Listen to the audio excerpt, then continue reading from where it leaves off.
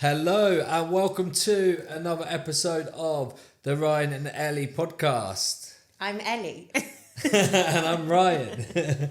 So today we want to talk about a topic, and I think it's quite important that we put a bit of context behind it, is the alcohol. And every time I go to say alcohol now, I really say alcohol because that's how Neve says it. Neve talks, and so Neve now it's bear. like it's bugging me now.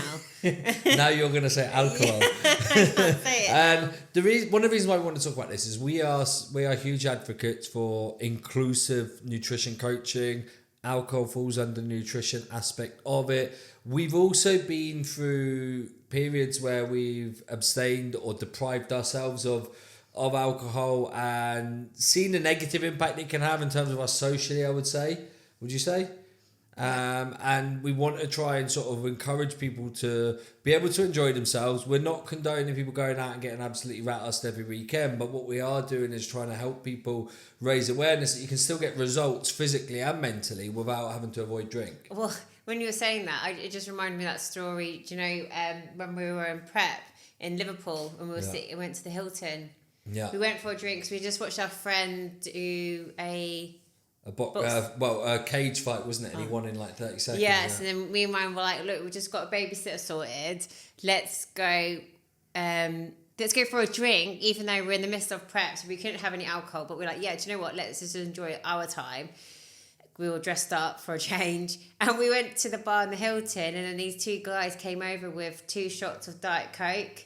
And they're like, you look like you need it. Like, basically, I think we must have just looked miserable. And, you know, we're actually like, well, I'd say I'm less worried when I've not had a drink than Ellie is, but then Ellie's quite outgoing. So we'll consider ourselves to be quite confident people, but we clearly stood out like a sore thumb as being people not on the same level as everyone else. And we're like, shit, we don't want to be that person, because at the end of the day, like the way that life is, there's so much pressures on people, so much demand on us all, without feeling the need that we need to not be able to do something that enjoys ourselves. And we're not saying everyone needs to have a drink, but we're saying if you enjoy it, you should be able to. I think we've always said the message as well is whenever we're looking to kind of go on this, I don't like using the word journey, but I'm just going to use the word journey because I can't find another word. But when we're going on this kind of like process where you know we're putting ourselves as a priority, we're working on our health and well-being, we want to be the best version of ourselves. Yes, we're perhaps looking more closely at our nutrition, we're trying to be more active, etc., etc. The consistency is always going to be like this key magic word, and we're not going to be consistent with something if we don't enjoy it. And so often it's about ensuring that whatever process we're doing is enjoyable. And often for many people, having like a glass of wine, a beer, with some friends, with your social aspect, so you get your social well-being, is going to add so much more value to your overall well-being. And most likely then you're not going to resent what you're doing. You're going to keep consistent. And also you're allowed to have alcohol in your life and still get the results that you want to see. We would be complete hypocrites if we didn't say that we have alcohol, because we do. Yeah, I think it's like sort of you touched it there about the social well-being is like it's very closely linked to like our besties goals, and it's recognizing that sometimes, you know, drink, yes, there's no denying a lot of us feel a bit more confident, we feel a bit more relaxed when we've had a drink, so I lose my legs. We should be able to Ellie's first night of me seeing her on the drink, I fell out of a taxi, didn't you? Do you remember that one? Sorry, Mum, if you're listening. Yeah, so you can have a drink, and it's what we want to do today really is, one, give you a bit of reassurance that you can have a drink and get results, but also give you a little bit of knowledge of how you might move forward, because there's different ways of looking at it. And the first thing that I would say that we do see quite a common trend is habitual drinking that is not something we would miss. And by that, it's you've had a busy day, you've worked hard, you're tired. Sometimes it's a form of sedation and numbing. You know, we just want to switch off, have a drink and a couple of glasses of wine or a couple of beers in the evening. And, you know, we're not somebody that's going to say you need to cut that out, but it's recognising that there are calories in alcohol. For a start, there's 7 calories per gram in alcohol versus if you look at carbs and protein, there's only 4 per gram. So the calories rack up actually quite quickly, but it's looking at how does that then impact your sleep, the way you feel the next day, etc. Yeah, it's recognizing the decisions that you're making are there to kind of help you feel good, or are they actually hindering your overall well-being as a whole? So like you said about that form of, you've had a busy day, you're stressed, so then you have a glass of wine because that's going to help you sleep. But it's applying that sort of also kind of the recognition behind it, that often how your body feels by having alcohol. For me, I find if I have alcohol in my body and I know it, that my sleep is always going to be the first thing that's going to be impacted. I don't have the best quality sleep. So matter of fact, I will probably most likely wake up the next day feeling more tired. And you touched on that there, where you said how a lot of people say it helps them fall asleep, but that's where then you'll see Ellie's linking it to quality of sleep. It's not the same thing, and it is important to establish that. So I know if my quality of sleep's been impacted, the next day, I know some way or another it's going to impact me in possibly the decisions that I want to make next. So it might be the case of my energy levels are probably crap, I'm not going to want to train. I'm probably most likely also going to be dehydrated, which is going to impact my energy levels. It may also impact my nutritional choices because I'm feeling tired, low energy. It can then factor what I'm going to eat the next day as well. So I might kind of choose foods that maybe aren't so high in nutrient quality. So whilst we're saying that alcohol is great from a social aspect, from your social well-being part of your goal, but it's recognizing your habits that you're doing with alcohol. If there's a trend that perhaps you're using it to maybe sedate how you're feeling, emotions, hide away, and things like that. Yeah, so sometimes it's looking at taking a step out and asking like how much you actually benefit from having that wine, or how much would you miss it. And it's also something that we do overnight with clients. But if someone joins us and they're having 2 glasses of wine, for example, a night, that could be close to, say, 400 calories a night, might be just under, but let's go 300 calories a night, Monday to Friday. That's 1,500 extra calories that we're consuming. Just from a calorie perspective, that's about then looking at the knock-on impact and effect it will have, like Ellie's mentioned already. And it is important that when you ask yourself, like, how much would you miss it? And at first you might think, well, I might find I don't fall asleep as quickly, but then we're recognising the difference between the quality and falling asleep. There's a big difference. And once you recognise, actually it might take a bit longer to fall asleep. Once I'm asleep, the sleep quality is better. 99% of the clients that we work with, when they reduce their alcohol consumption down during the week, for example, sleep better, feel better, and make better decisions the next day. Yeah, and it's kind of like, we're not saying you can go from this amount to 0. What you could do is saying like how we kind of work on progression, where we're trying to increase things. You could then just gradually have that decrease in your alcohol consumption over the course of the week, and already you're making massive changes to your, if we just focus on nutrition, like your nutritional calorie intake. But then also you most likely will feel that benefit in how you're feeling, your skin, your energy levels. Maybe you're more productive, less brain fog, digestive system feels a bit better.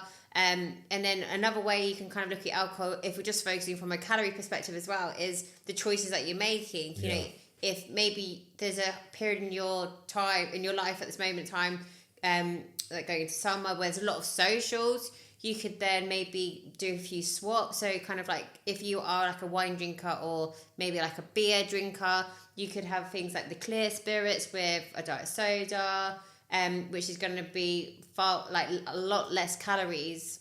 Almost a quarter of per calories serving. So then you're then saving these calories that you typically have. So it's just looking at ways that kind of like understanding you can still have it, but it's raising awareness, your decisions behind it, but also could you make better choices in certain situations as well? Yeah, and if you are on a journey where it comes to the weight loss, it's recognising the impact that alcohol have on your weight, not just from a calorie perspective.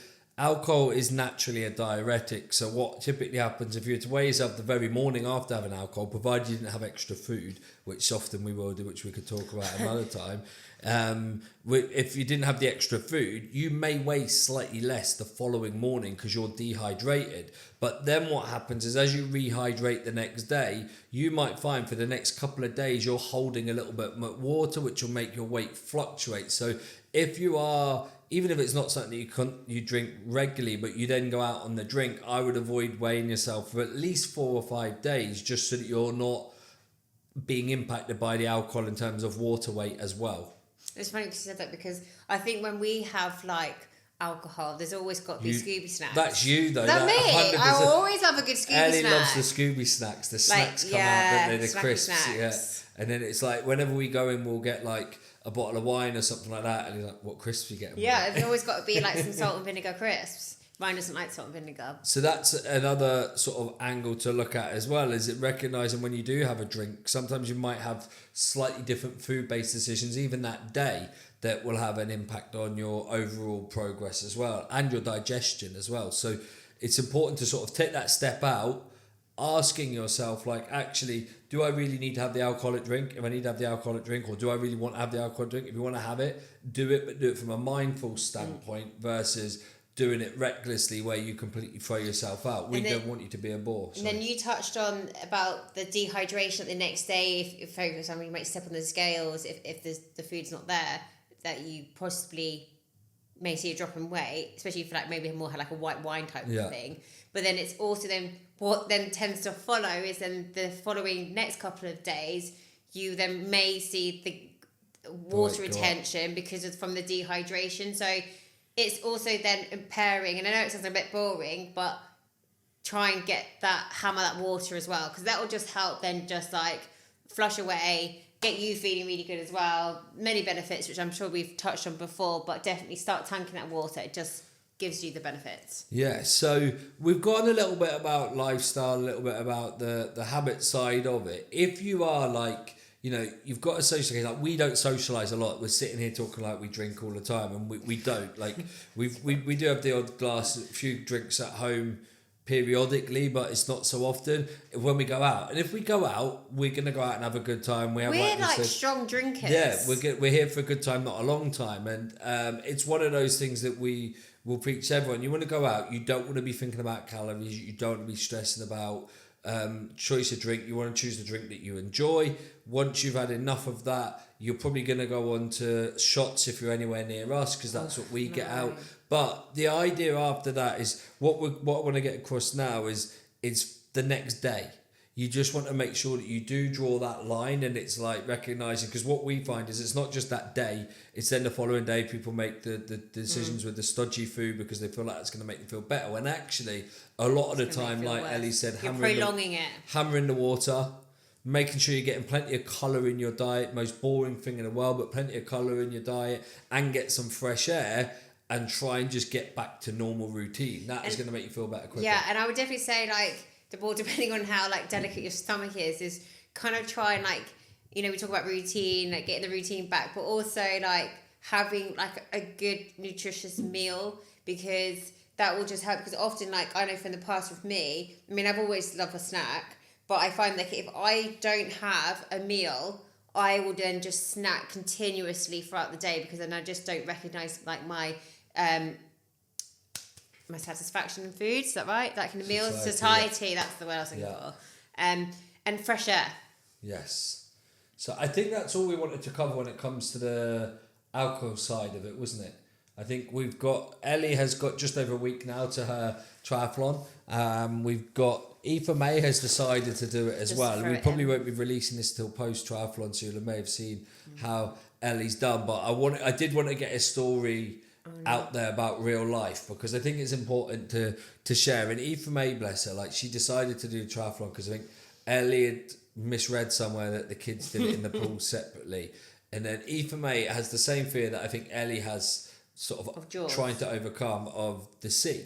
Jaws. And yeah, we took Aoife May for her first sea swim the other day, and it was nothing short of a disaster at the start, was it? You know, I think me and Ellie were both getting a bit cross at times, which was, you know, I look back now and I feel bad because I'm like, oh. Well, she did do so well in the end, and it's like, and the worst part is, so like she was just petrified that the tide was out, there was seagrass in the water, and I think that the thought of that touching her feet was just giving her the fear, because she didn't know what was there, and there wasn't anything there, and I tried to like tell her that.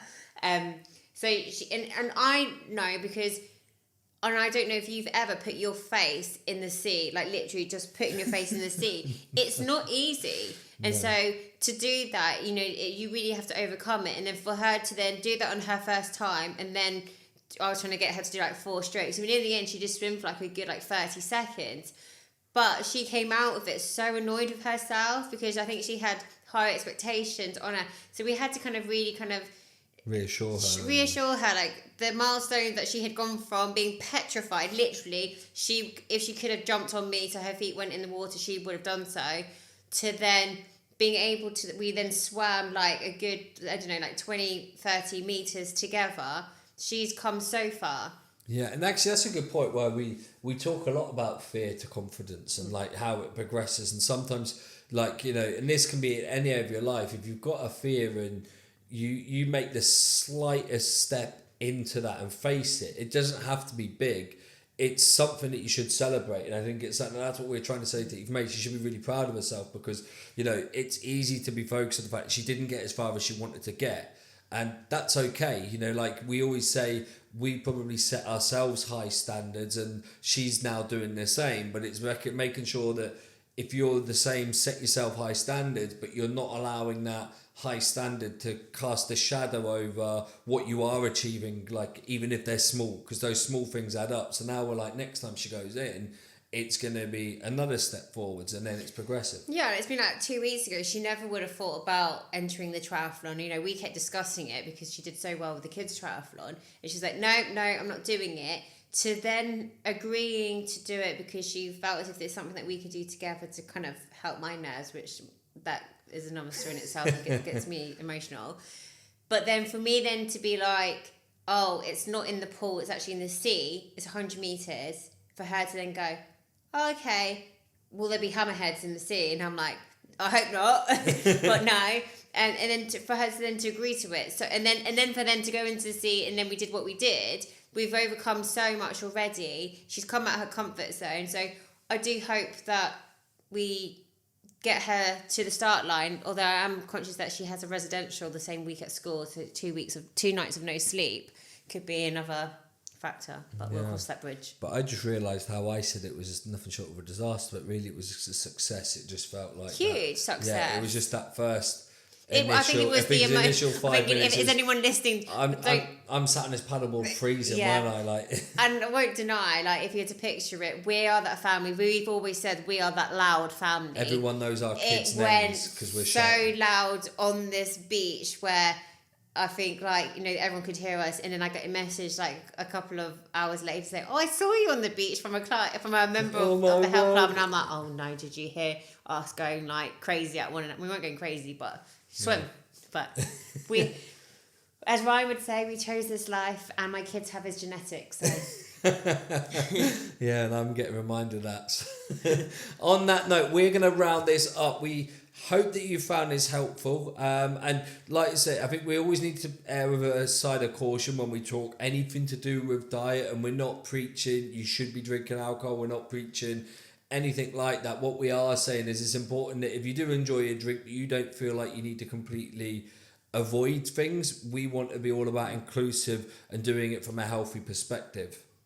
100. We look forward to seeing you next time. Thanks very much for joining in.